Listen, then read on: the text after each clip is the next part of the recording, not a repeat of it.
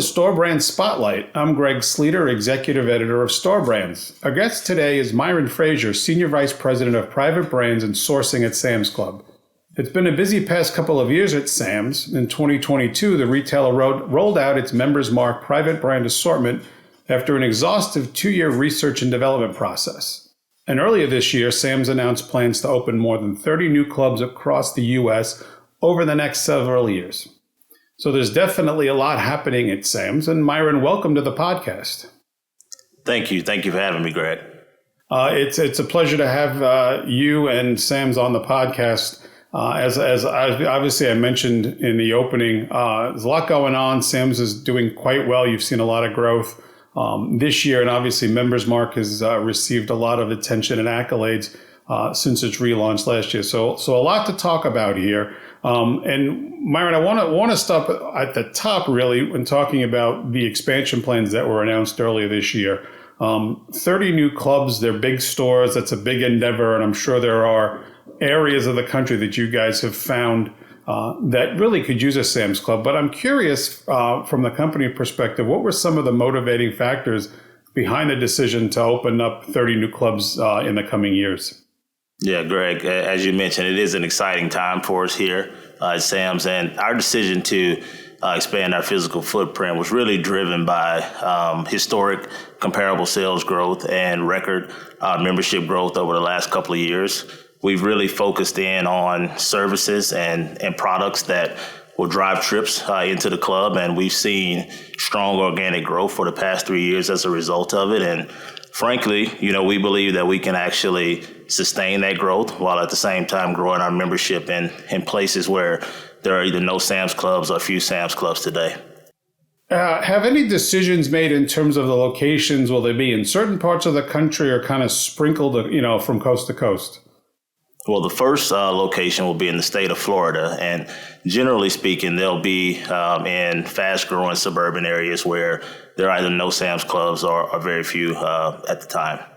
Sam's, really continues to report some strong quarterly results. We saw that in the first quarter. We'll see that in the second quarter as well. What are some of the key factors behind this growth?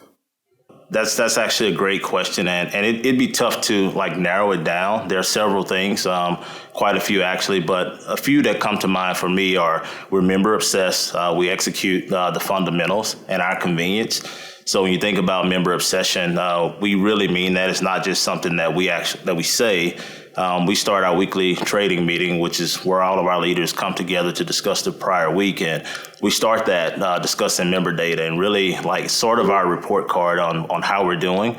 We take that feedback and we action against it. And when you think about, the fundamentals at the end of the day, we're a retailer who's been around for 40 years now at this point. And so we're really good at execution, paying attention to details, and we run great clubs. We assort high-quality items at disruptive values. And lastly, convenience. That's really a differentiator for us. We've set out to differentiate ourselves in that way, and we've got products like Scan and Go or ship from club or ship directly to home that actually drive convenience. So our goal is to really, run great clubs, allow our members to save money, save time, and have some fun while they're doing it.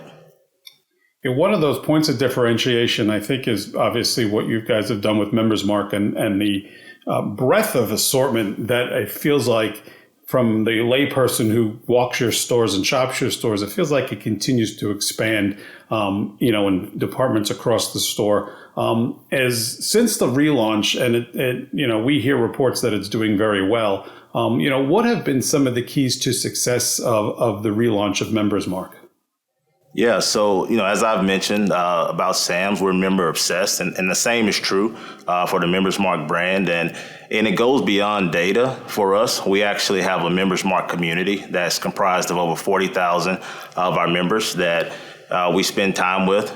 They give us feedback. They tell us what they like. They tell us what they don't like. And we bring them along on the journey on anything that we create. We create it with them in mind. So they try products for us.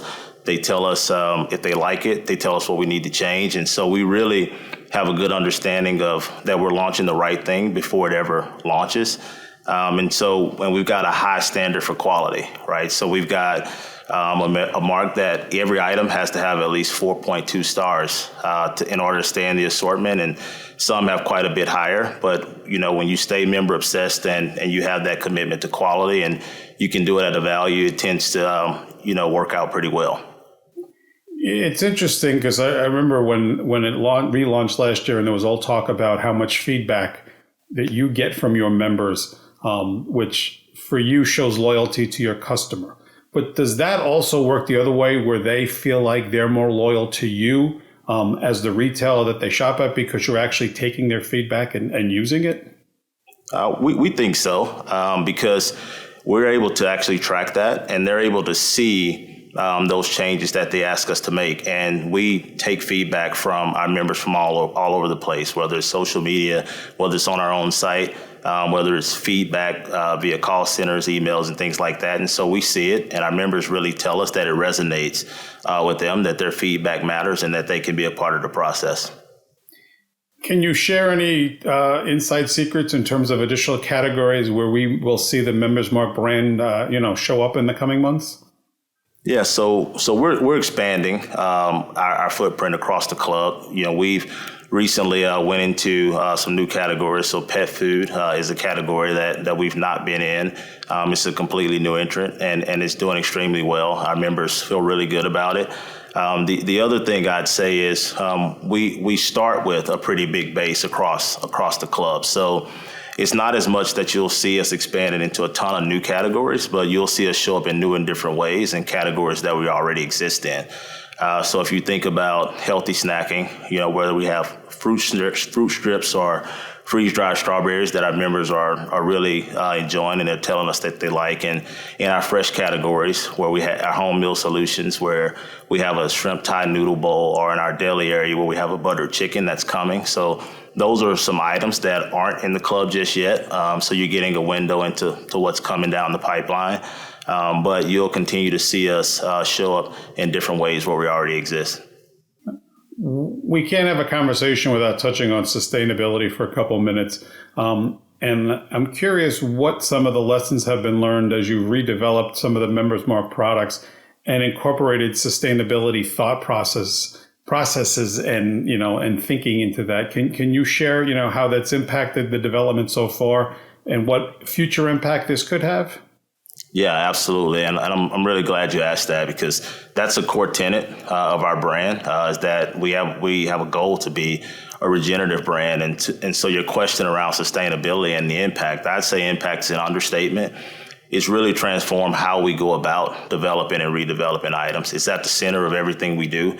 I talked about our Members Mark community. They've told us that they want products with sustainable qualities. So we think about the natural resources that our products use, and we really try to drive home, within our development team that we're going to create items that are good for people and the planet. And so that's something that we do. A key learning, I'd say, is that, we all play a part in the process. And so it's really been interesting for us as we look at each role within a team, whether it be creative, whether it be a product developer, or someone that works in packaging or quality.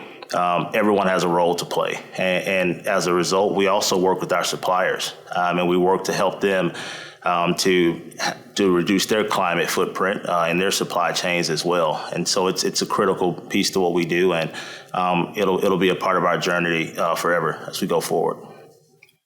In addition to sustainability, promotion of obviously store-branded products is key for the retailers, no matter who they are, no matter what their store brand is.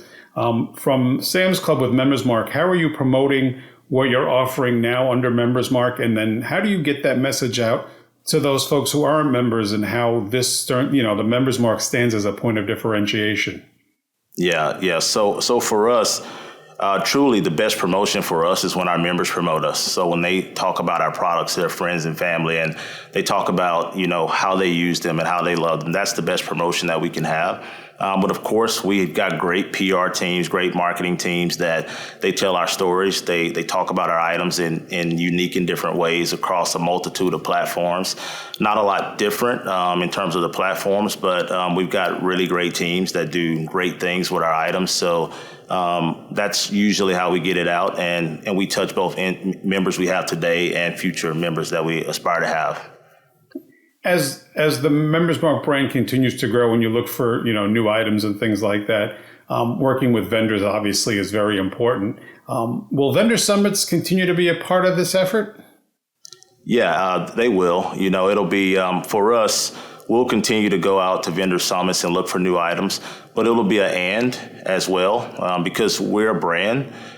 Pretty fast growing one, at that. And as a brand, we want items that are unique and different to us. I've talked a lot about our members. We spend a lot of time with them. We're really in tune to the things that they actually want from us. So what we're really looking for is supplier partners who are willing to, come to the table and bring their best ideas, but also work creatively with us to solve those problems that our members have presented to us. And where we're able to do that, that's where we'll continue to look. We'll grow with the current suppliers we have, but that's also where we might find new vendors as well.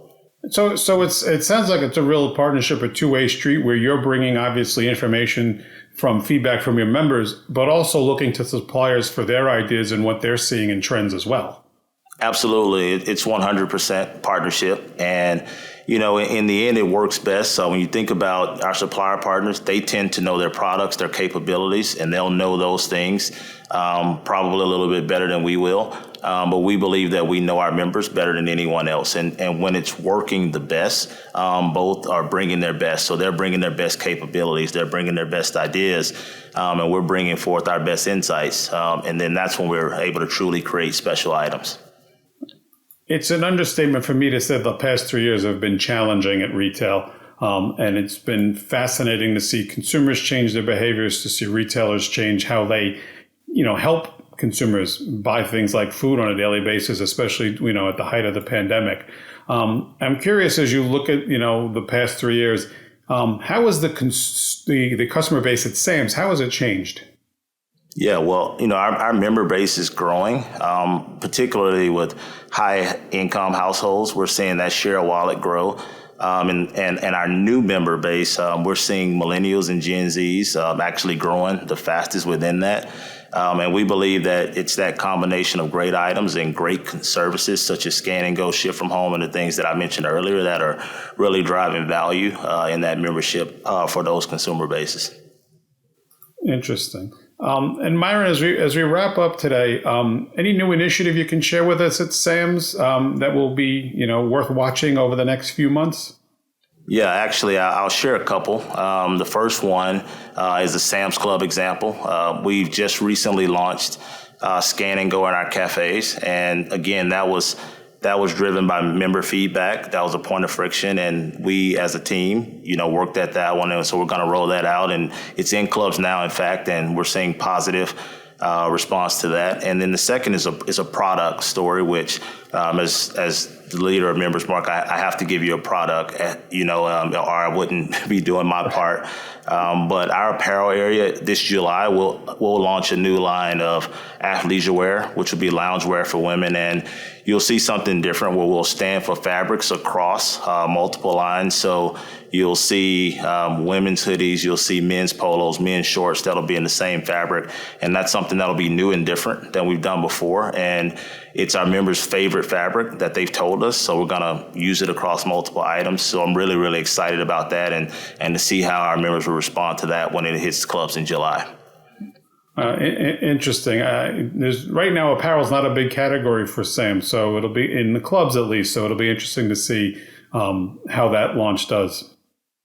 Yeah, we're looking forward to it. We believe that apparel is a category that we should play in, and we believe we have a right to win in that category just as well as anyone else in the marketplace.